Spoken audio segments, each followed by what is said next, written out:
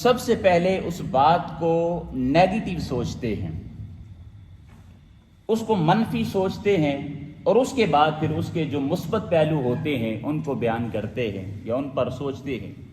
Society ایسی ہے، الا ماشاء اللہ جب یہ بات کی جاتی ہے تو یاد رکھیے وہ تمام لوگوں کو ملحوظ رکھ کے نہیں کی جاتی، بلکہ اکثر لوگوں کو ملحوظ رکھ کے کی جاتی ہے۔ اچھے لوگ بھی سوسائٹی کے اندر، معاشرے کے اندر موجود ہوتے ہیں۔ تو اللہ رب العزت نے ارشاد فرمایا کہ بدگمانی سے بچو۔ اب آئیے آج کی اس نشست میں ہم دیکھتے ہیں کہ بدگمانی اصل میں کیا ہے، اور پھر اس کے ذیل کے اندر اللہ رب العزت نے قرآن کریم کے اندر کیا ارشاد فرمایا ہے۔ احادیث مبارکہ کے اندر خالق کائنات کے پیارے حبیب حضرت محمد مصطفیٰ صلی اللہ علیہ وآلہ وسلم آپ نے کیا ارشادات فرمائے ہیں۔ بدگمانی کی جو ڈیفینیشن ہے، جو تعریف ہے، اس کے بارے میں ائمہ لکھتے ہیں کہ کسی انسان کے بارے میں کوئی ایسی یقینی خبر اپنے ذہن کے اندر بٹھا لینا اور یہ گمان کر لینا کہ فلاں بندہ جو ہے وہ فلاں برائی کے اندر مبتلا ہوا ہے، فلاں انسان کسی گناہ کے اندر مبتلا ہوا ہے۔ بس اس بات پر انسان اگر یقین کر لیتا ہے بغیر دیکھے یا بغیر کانوں سے سنے، تو یاد رکھیے اس کو پھر ہم بدگمانی کہتے ہیں۔ بدگمانی کو اللہ رب العزت نے عربی زبان کے اندر اس کا جو لفظ استعمال کیا ہے وہ ظن کا لفظ استعمال کیا ہے۔ ویسے جو ظن ہے اس کا مطلقاً معنی گمان ہوتا ہے، لیکن گمان پھر یاد رکھیے دو طرح کے ہوتے ہیں، ایک اچھا گمان ہوتا ہے اور ایک برا گمان ہوتا ہے۔ لیکن یہاں پر لفظ ظن استعمال جو رب کائنات نے ارشاد فرمایا ہے تو اس کے ساتھ لفظ برا استعمال نہیں کیا، بلکہ جو مفسرین ہیں، قرآن کی تفسیر کرنے والے ہیں یا محدثین احادیث کی تفسیر کرنے والے ہیں، ائمہ ہیں، علماء ہیں، انہوں نے ظن سے مراد بدگمانی لیا ہے۔ اب یاد رکھیے گمان دو طرح کا ہوتا ہے بیسیکلی۔ ایک وہ گمان ہوتا ہے کہ ہم نے کسی انسان کے بارے میں اپنے ذہن کے اندر کوئی بات لے آئے، گمان کر لیا اور وہ گمان اچھا نہیں تھا، اور ہم نے اس گمان کو اپنی زبان سے بیان بھی کر دیا۔ ہم نے نہ تو اس انسان کی برائی کو دیکھا ہے، ہم نے آنکھوں سے، نہ کانوں سے اس کی برائی کو سنا ہے، تو یاد رکھیے پھر اس کو بدگمانی کہتے ہیں۔ ہم نے کسی انسان کے بارے میں اپنے ذہن کے اندر ہی بدگمانی کو کریٹ کیا، پیدا کیا، اور لوگوں کے سامنے اس کو بیان کر دیا۔ تو یاد رکھیے اس بدگمانی کو قرآن و حدیث کے اندر اللہ رب العزت نے اور تاجدار کائنات حضرت محمد مصطفیٰ صلی اللہ علیہ وسلم آپ نے حرام قرار دیا ہے، اور اس کو گناہ قرار دیا ہے کہ کسی انسان کی برائی کو بھی آپ نے نہیں دیکھا اور اس کے بارے میں آپ نے بدگمانی کو پیدا کر لیا ہے اور لوگوں کے سامنے بیان بھی کر دیا ہے، تو اس کو گناہ کہتے ہیں۔ پھر اسی طرح ایک اور قسم ہے، وہ یہ ہے کہ کسی کے بارے میں ہم بدگمانی اپنے ذہن کے اندر لے آئیں، ہم ایسا گمان کر لیں کہ فلاں شخص جو ہے اس نے برائی کی ہے، لیکن اس کو ہم اپنی زبان سے بیان نہ کریں، تو یاد رکھیے جب تک ہم اس برائی کو یا اس گمان کو زبان سے بیان نہیں کریں گے تو وہ گناہ تصور نہیں ہوگا۔ اگر فقط آپ سوچیں گے اپنے ذہن کے اندر کسی انسان کے بارے میں، تو تب تک وہ گناہ نہیں بنے گا جب تک آپ اپنی زبان سے اس کو بیان، بولیے ذرا، نہیں کر لیتے۔ کیوں؟ اس لیے کہ انسان کا جو دل ہے یا انسان کا جو ذہن ہے اس پر انسان کا کنٹرول نہیں ہے، اور جو ماہر نفسیات ہیں وہ لکھتے ہیں کہ ایک دن میں، فقط ایک دن میں انسان کو 70,000 خیالات آتے ہیں۔ بولیے ذرا کتنے؟ تو خیالات پر یا ان گمانوں پر انسان کا کنٹرول نہیں ہے، لیکن جب انسان اس پر مستند ہو جائے اور پکا ہو جائے کہ ہاں اس انسان نے فلاں برائی کی ہے اور بدگمانی پیدا کر لے اور اس کو لوگوں کے سامنے بیان کر دے، تو پھر وہ انسان کا گناہ تصور ہوگا۔ پھر اسی طرح جو ائمہ ہیں انہوں نے آگے گمان کی کچھ قسمیں بیان کی ہیں۔ اس میں پہلی قسم ہے واجب گمان فقط جو مطلقاً گمان ہوتا ہے، اور اس کو آپ اچھا گمان بھی کہہ سکتے ہیں، اس کو ایک ڈیوائیڈ کیا ہے تقسیم میں سے، اسے کہتے ہیں واجب۔ واجب قسم کون سی ہوتی ہے کہ ہم اللہ رب العزت کے بارے میں اچھا گمان کرنا ہم انسانوں پر اور خاص کر مسلمانوں پر یہ واجب ہے کہ ہم اللہ رب العزت کے بارے میں کون سا گمان کریں؟ اچھا گمان کریں۔ پھر اسی طرح ایک قسم ہے، اس کو کہتے ہیں مستحب۔ مستحب کون سی قسم ہوتی ہے کہ ایک بھائی اپنے دوسرے بھائی کے بارے میں اچھا گمان کرے تو اس کو کہتے ہیں مستحب۔ پھر ایک قسم ہے وہ ہے حرام، یعنی اللہ کے بارے میں یا مسلمان کے بارے میں، مومن کے بارے میں اگر بدگمانی پیدا ہو جائے تو اس کو حرام کہتے ہیں۔ پھر اسی طرح ایک بدگمانی ہے، اسے کہتے ہیں جائز، یعنی آپ نے کسی فاسق کو دیکھا، کسی گناہگار کو دیکھا اور اپنی آنکھوں سے دیکھا کہ فلاں شخص نے فلاں برائی کی ہے یا فلاں گناہ کیا ہے، اور وہ گمان آپ کے ذہن کے اندر بیٹھ چکا ہے، تو یاد رکھیے اس کو پھر ہم گناہ نہیں کہتے، بلکہ ایسا گمان کرنا انسان کے لیے کیا ہے، بولیے، جائز ہے۔ اب یہاں پر میں چند چیزیں آپ کے گوش گزار کروں گا، اب ان کو ذرا دل کی آنکھوں سے سنیے گا۔ سیدہ عائشہ صدیقہ رضی اللہ تعالیٰ عنہا آپ روایت کرتی ہیں، آقا علیہ الصلوۃ والسلام نے ارشاد فرمایا، اب اتنی بڑی حدیث مبارکہ ہے، اس کو ذرا توجہ کے ساتھ سماعت کیجیے گا۔ سیدہ عائشہ روایت کرتی ہیں، آقا علیہ الصلوۃ والسلام نے ارشاد فرمایا کہ جس انسان نے اپنے بھائی کے بارے میں بدگمانی کو اپنے ذہن کے اندر بٹھا لیا، یعنی اپنے بھائی کی بدگمانی کی، تو تاجدار کائنات نے ارشاد فرمایا اس انسان نے اپنے بھائی کی بدگمانی نہیں کی بلکہ خالق کائنات کی بدگمانی کی ہے۔ یعنی کتنا بڑا جرم ہے اور گناہ ہے کہ جو انسان اپنے بھائی کے لیے اپنے ذہن کے اندر بدگمانی کو پیدا کر لیتا ہے، تو تاجدار کائنات حضرت محمد مصطفیٰ صلی اللہ علیہ وسلم آپ نے ارشاد فرمایا کہ اس شخص نے اپنے بھائی کے بارے میں بدگمانی پیدا نہیں کی بلکہ خالق کائنات کے بارے میں بدگمانی پیدا کی۔ اتنا بڑا گناہ ہے۔ پھر اسی طرح یاد رکھیں، بدگمانی کی بہت ساری صورتیں بھی ہو سکتی ہیں، لیکن چونکہ وقت ہمارے پاس بڑا کم ہوتا ہے، میں کچھ چیزوں کو یہاں پر چھوڑتا ہوں اور آگے بڑھتا ہوں۔ اب جو بدگمانی ہے اس کو حرام کیوں کہا گیا ہے؟ بدگمانی کرنا یہ حرام ہے، اس کو حرام کیوں کہا گیا ہے؟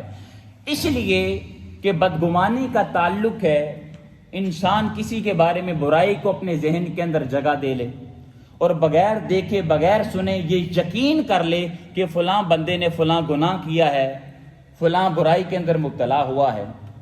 تو یاد رکھیے دل کے حال فقط کون جانتا ہے؟ اللہ رب العزت کی ذات جانتی ہے۔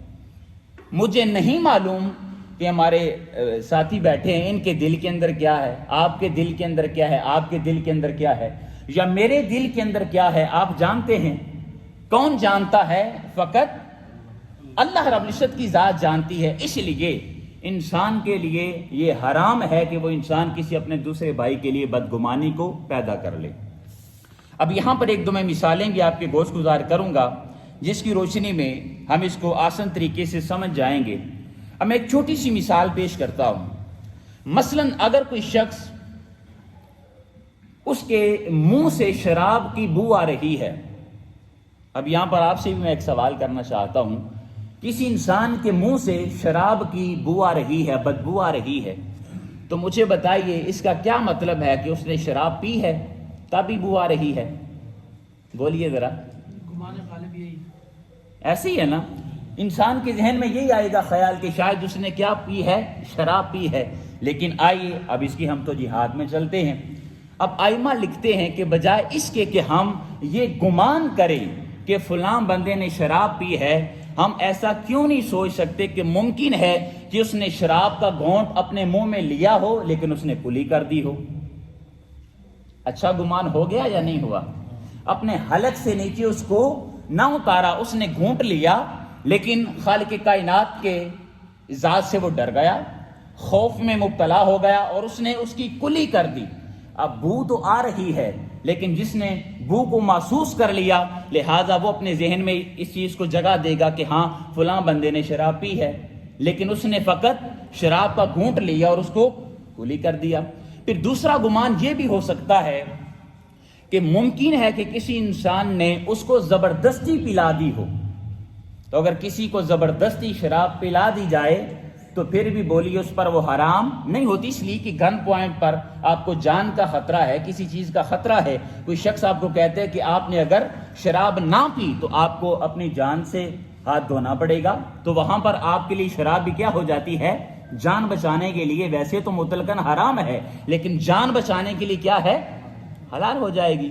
تو یہ دیکھیں، ایک چیز کو دیکھ کر بجائے اس کے کہ ہم فوراً اپنا کوئی گمان بنا لیں اور گمان کو پھر بدگمانی کی طرف لے جائیں، تو ہمیں چاہیے کہ اپنے بھائی کے بارے میں ہمیشہ اچھا گمان کریں۔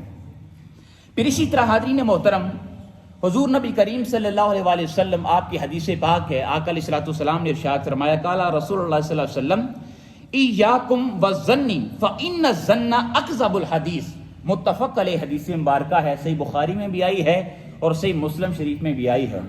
آقا علیہ الصلوۃ والسلام نے ارشاد فرمایا کہ سب سے زیادہ جو جھوٹی بات ہوتی ہے وہ کسی کے بارے میں بدگمانی ہوتی ہے۔ ایک تو ہے انسان جھوٹ بولتا ہے، بات کرے گا جھوٹ بولے گا، یہ ایک جھوٹی بات ہوئی، لیکن تاجدار کائنات نے ارشاد فرمایا کہ سب سے بڑی جو جھوٹی بات ہے وہ یہ ہے کہ اپنے بھائی کے بارے میں تم اپنے ذہن کے اندر بدگمانی کو پیدا کر لو۔ پھر آگے ارشاد فرمایا، آقا علیہ الصلوۃ والسلام کی حدیث پاک ہے، قال رسول اللہ صلی اللہ علیہ وسلم ولا تحسسوا ولا تجسسوا ولا تحاسدوا ولا تباغضوا ولا تناجشوا ولا تدابروا وَكُونُوا عِبَادَ اللَّهِ اِخْوَانًا، ارشاد فرمایا کہ اپنے بھائی کے بارے میں جاسوسی نہ کرو۔ یہ جاسوسی بھی ایک بہت بڑا گناہ ہے، اور ممکن ہے کہ ہماری آگے آنے والی جو نشستیں ہیں اس میں ایک چیز یہ بھی ہوگی کہ ہم آپ کے سامنے جاسوسی کو بھی بیان کریں گے، یعنی کسی کی ٹو میں رہنا، اس کی برائیاں تلاش کرتے رہنا، اس کے پیچھے فقط اس لیے رہنا کہ فلاں بندہ برائی کے اندر جب مبتلا ہوگا میں اس کو دیکھوں گا اور اس کو سوسائٹی کے سامنے بیان کروں گا، کسی کی ٹو میں رہنا۔ تو ارشاد فرمایا کہ کسی کی جاسوسی نہ کرو۔ پھر فرمایا کہ کسی کے بارے میں حسد نہ کرو۔ پچھلے جمعۃ المبارک پر ہم نے حسد اور رش کے بارے میں چند چیزیں آپ کے گوش گزار کی تھی۔ پھر ارشاد فرمایا ولا تباغضوا، اپنے بھائی کے بارے میں اپنے دل کے اندر بغض نہ رکھو۔ پھر آگے ارشاد فرمایا ولا تناجشوا، اپنے بھائی کے ساتھ لڑائی جھگڑا نہ کرو۔ ولا تدابروا وکونوا عباد اللہ اخوانا، اور اے اللہ کے بندو آپس میں بھائی بھائی بن جاؤ۔ آقا علیہ الصلوۃ والسلام نے ان تمام چیزوں سے منع فرمایا اور ارشاد فرمایا کہ ہر انسان کو چاہیے کہ وہ دوسرے انسان کا بھائی بن جائے۔ پھر اسی طرح آقا علیہ الصلوۃ والسلام کی حدیث پاک ہے، آقا علیہ الصلوۃ والسلام نے ارشاد فرمایا صحابہ کرام سے، ارشاد فرمایا کہ مجھے میرے ساتھیوں میں سے کسی کے بارے میں بھی تم کوئی ایسی خبر نہ دو کہ میں اس کے بارے میں اچھا خیال نہ کروں۔ میں چاہتا ہوں کہ جب میں تمہارے درمیان آؤں، جلوہ افروز ہوں، تو میرا دل تم سب کے لیے صاف ہو اور پاک ہو، یعنی کسی کے بارے میں بھی میرے ذہن کے اندر کوئی ایسا خیال نہ آئے۔ تو آقا علیہ الصلوۃ والسلام نے اس بات سے بھی منع فرمایا ہے۔ اب تھوڑا سا اور آگے بڑھیے، میں ایک اور حدیث مبارکہ سے ان چیزوں کو سمجھاتا ہوں۔ ام المؤمنین سیدہ صفیہ بنت حی، ام المؤمنین ہے، آقا علیہ الصلوۃ والسلام کے ازواج مطہرات میں سے ہیں۔ آپ اس حدیث پاک کو روایت کرنے والی ہیں۔ آپ روایت کرتی ہیں کہ ایک مرتبہ میں آقا علیہ الصلوۃ والسلام سے ملنے کے لیے مسجد کے اندر آئی۔ حضور نبی کریم صلی اللہ علیہ وسلم ان دنوں میں اعتکاف بیٹھے تھے۔ میں آقا علیہ الصلوۃ والسلام سے ملاقات کے لیے مسجد میں آئی اور کافی دیر تک باتیں ہم کرتے رہے۔ جب میرے جانے کا وقت ہوا، میں جب کھڑی ہوئی تو آقا علیہ الصلوۃ والسلام بھی مجھے چھوڑنے کے لیے کھڑے ہو گئے۔ اور سیدہ صفیہ آپ فرماتی ہیں کہ ہمارا جو گھر ہے وہ سیدنا اسامہ بن زید ان کے گھر کے پیچھے تھا، ان کے عقب میں تھا۔ تو ہم جب جا رہے تھے تو دو انصاری صحابی وہ ہمارے پاس سے گزرے۔ جب انہوں نے آقا علیہ الصلوۃ والسلام کو دیکھا، اب یہاں پر دیکھیے گا ذرا، دیکھیے ہمارے لیے، مسلمانوں کے لیے، مومنین کے لیے سب سے بڑا جو رول ماڈل ہے وہ کون سی ذات ہے؟ بولیے، سب بولیں ذرا، آقا علیہ الصلوۃ والسلام کی ذات ذی وقار ہے۔ اب دیکھیں جب صحابہ کرام نے آقا علیہ الصلوۃ والسلام کو دیکھا کہ حضور نبی کریم صلی اللہ علیہ وسلم تشریف فرما ہے، ساتھ کوئی خاتون ہے، ظاہر اندھیرا تھا پہچان نہ سکے، تو وہ آقا علیہ الصلوۃ والسلام کو دیکھ کر تیزی کے ساتھ آگے بڑھ گئے، تیزی کے ساتھ آگے بڑھ گئے۔ آقا علیہ الصلوۃ والسلام نے ان کو آواز دی، انصاری صحابہ کرام کو آواز دی، رک جاؤ، ٹھہر جاؤ۔ صحابہ کرام رک گئے تو آقا علیہ الصلوۃ والسلام نے ارشاد فرمایا کہ یہ میری زوجہ صفیہ بنت حی ہے۔ آقا علیہ الصلوۃ والسلام نے کیا ارشاد فرمایا؟ یہ میری کون ہے؟ یہ میری زوجہ ہے۔ صحابہ کرام ہاتھ جوڑتے ہیں، عرض کرتے ہیں یا رسول اللہ صلی اللہ علیہ وسلم، ہمارے ماں باپ آپ پر قربان، ہم آپ کے بارے میں کوئی ایسا گمان اپنے ذہن میں نہیں لے کر آئے اور نہ ایسا سوچتے ہیں۔ آپ کو تو رب کائنات نے اپنا نبی بنایا ہے، اپنا پیغمبر اور رسول بنایا ہے، آپ پاکیزہ ذات کے مالک ہیں۔ یا رسول اللہ ہمارے ذہن کے اندر کوئی ایسی بات نہیں ہے۔ آقا علیہ الصلوۃ والسلام نے آگے کیا ارشاد فرمایا؟ ارشاد فرمایا کہ بھلا تمہارے ذہن کے اندر کوئی ایسی بات نہیں ہے، لیکن شیطان انسان کی رگوں کے اندر خون کی طرح دوڑتا ہے۔ جو شیطان ہے وہ انسان کی رگوں میں خون کی طرح دوڑتا ہے۔ اور پھر آقا علیہ الصلوۃ والسلام نے ارشاد فرمایا اس لیے مجھے یہ اندیشہ ہوا کہ کہیں شیطان تمہارے دلوں کے اندر وسوسہ نہ پیدا کر دے۔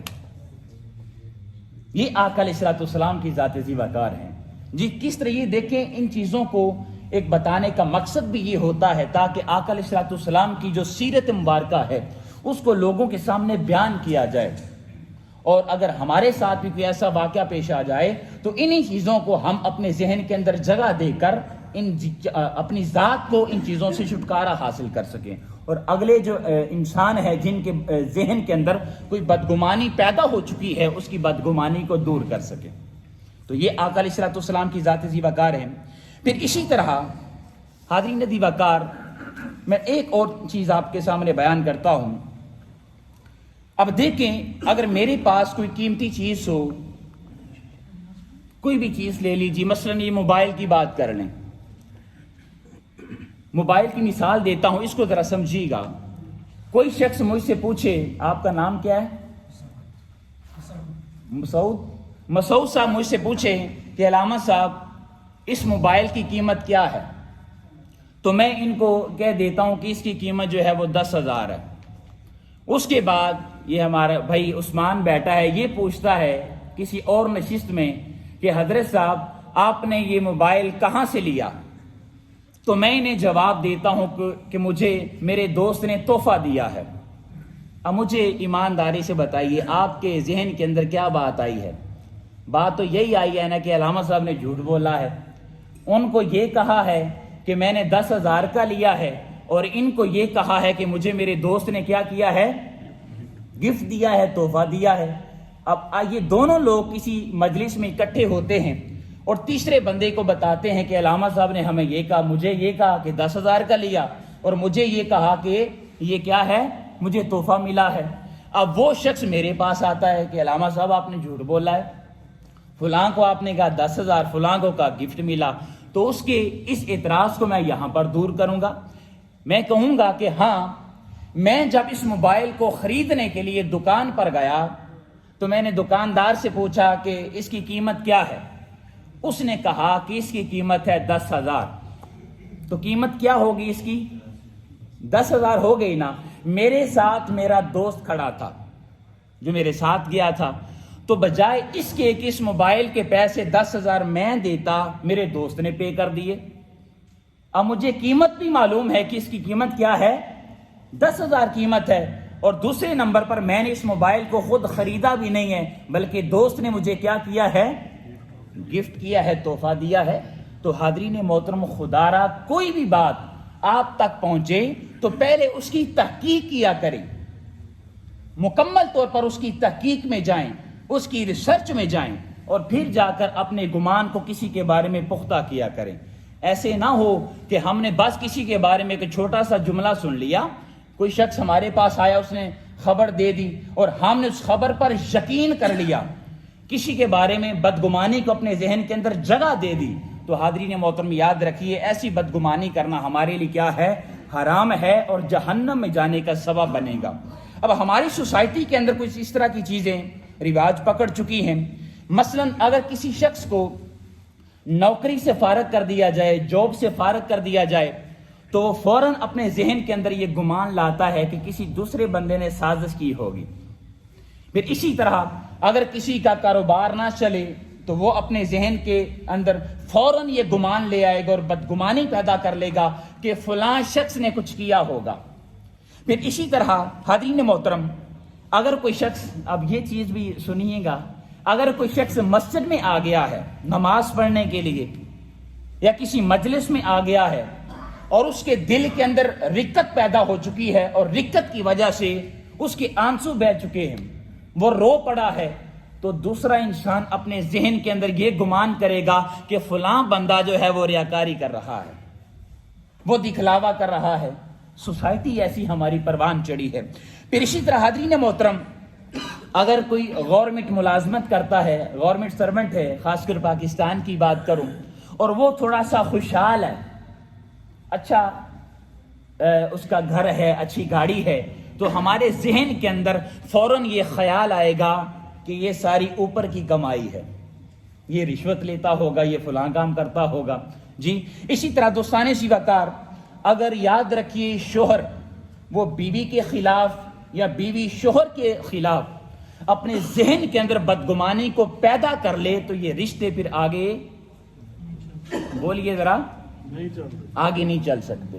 لہذا خدارا ہمیں ان بدگمانیوں سے بچنے کی ضرورت ہے۔ اب بدگمانی کے نقصانات کون سے ہوتے ہیں؟ چونکہ ہم نے اسی نشست میں اس کو مکمل کرنا ہے تو 2 منٹ میں اس موضوع کو وائنڈ اپ کر دیتا ہوں۔ بدگمانی کے نقصانات کیا ہوتے ہیں؟ پہلا نقصان تو یہ ہوگا کہ ہمارے ذہن کے اندر اس انسان کے بارے میں ناانصافی پیدا ہو جائے گی، ہم کبھی بھی انصاف نہیں رکھ سکیں گے۔ مثلا ان کے بارے میں اگر میرے ذہن کے اندر بدگمانی پیدا ہو چکی ہے تو مجھے بتائیے، میں ان کے ساتھ انصاف کروں گا؟ جی انصاف نہیں کریں گے۔ پھر دوسری چیز، دوسرا نقصان یہ ہوگا کہ اگر بدگمانی پیدا ہو جائے تو تعلقات جو ہیں ان پر برے اثرات پڑتے ہیں۔ دوست دوسرے دوست کے ساتھ جتنا ہی گہرا تعلق رکھتا ہو، لیکن اگر ذہن کے اندر بدگمانی پیدا ہو گئی تو یہ رشتہ، یہ تعلق آگے مزید نہیں بڑھ سکتا، وہاں پر ہی ختم ہو جائے گا۔ پھر اسی طرح جہنم کی سزا بھی ہے۔ پھر کسی کے بارے میں اگر بدگمانی پیدا ہو چکی ہے تو بدگمانی بہت سارے گناہوں کو پھر آگے سے رواج دے گی۔ ان کے بارے میں اگر بدگمانی ہے تو پھر میں ان کی غیبت بھی کروں گا، ان کی چغلی بھی کروں گا، ان کے بارے میں حسد بھی کروں گا، ان کی تعریف کروں گا؟ نہیں کروں گا، اس لیے کہ میرے ذہن کے اندر ان کے لیے بدگمانی پیدا ہو چکی ہے۔ اسی طرح حاضرین محترم، یہاں پر بہت ساری باتیں ہیں۔ اب آخر میں بدگمانی کا علاج کیا ہے؟ بدگمانی کو تو ہم نے دیکھ لیا، لیکن اب دیکھنا ہے کہ بدگمانی کا علاج کیا ہے۔ تو بدگمانی کا پہلا علاج یہ ہے کہ اپنے ذہن کو کثرت گمان سے بچائیے۔ ہمارے ذہن کے اندر اتنے زیادہ خیالات آتے ہیں تو ان خیالات کو اپنے ذہن کے اندر جگہ نہ دیجیا کریں۔ اس کے لیے کیا کیا کریں؟ اپنے آپ کو مصروف رکھا کریں، بزی رہا کریں۔ مثلا ہمارے بھائی جو کام کرتے ہیں، کوئی 6 گھنٹے 8 گھنٹے کی شفٹ لگاتا ہے، کوئی 10 گھنٹے 12 گھنٹے کام کرتا ہے، تو جس دوران آپ نے دیکھا ہوگا کہ آپ کام کرتے ہیں تو آپ کا مکمل طور پر جو فوکس ہے اپنے کام پر ہوتا ہے، تو فضول خیالات آپ کے ذہن کے اندر نہیں آتے۔ پہلی بات تو یہ ہے کہ اپنے آپ کو مصروف رکھیے۔ دوسرا کام یہ ہے کہ اپنے آپ کو برے کاموں سے بچائیے، کیونکہ جو برا کام ہوتا ہے وہ ذہن کے اندر بدگمانی کو پیدا کرتا ہے۔ پھر تیسری چیز یہ ہے کہ بری صحبت سے بچیے۔ بری صحبت پر انشاءاللہ اللہ نے چاہا تو مکمل طور پر ایک جمعۃ المبارک جو ہے میں مکمل بری صحبت پر بیان کروں گا۔ بری صحبت سے بچیے، جتنی صحبت ہماری بری ہوگی اتنے برے خیالات ہمارے ذہن کے اندر آئیں گے اور بدگمانی پیدا ہوگی۔ پھر تیسری چیز یہ ہے کہ اللہ کا کثرت کے ساتھ ذکر کریں۔ جب اللہ کا ذکر کریں گے حاضرین محترم تو برے خیالات اور بدگمانی ذہن کے اندر نہیں آئے گی۔ اور ایک آخری چیز ہے اور آسان سا نسخہ ہے کہ ہمیں چاہیے کہ ہم ہر لمحہ تاجدار کائنات حضرت محمد مصطفیٰ صلی اللہ علیہ وسلم آپ پر درود و سلام پڑھتے رہیں۔ اگر یہ وظیفہ ہمارا بن گیا اور ہر لمحہ ہماری زبان پر تاجدار کائنات صلی اللہ علیہ وآلہ وسلم آپ پر درود و سلام جاری ہو گیا تو حاضرین محترم درود و سلام کی برکت سے ہم ان تمام گناہوں سے بچ جائیں گے اور فقط وہی کام سر انجام دیں گے جو اللہ رب العزت کی خوشنودی کا سبب بننے والے ہیں، اور تاجدار کائنات حضرت محمد مصطفیٰ صلی اللہ علیہ وسلم آپ کی خوشنودی اور رضا کا سبب بننے والے ہیں۔ اللہ رب العزت کی بارگاہ میں التجا ہے، باری تعالیٰ ہم نے جو کوئی سنایا اس پر ہمیں عمل کرنے کی توفیق عطا فرمائے۔